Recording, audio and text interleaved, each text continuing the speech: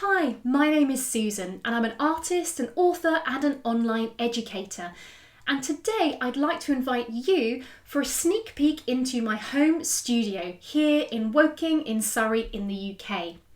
Now I'd like to show you this space because I'd like to show you how I set it up for successful Linocut printing at home. I'd like to show you where I store my tools, my materials, and I have a lot of them, where I carve from, where I ink and print from, and where I hang my prints up to dry. I'd also like to give you a little overhead shot of how I lay out this particular table space for effective inking and printing, and also show you the exact tools that I use for Linocut printing. So I invite you to come on in and have a sneaky peek of my home studio. I'll see you soon.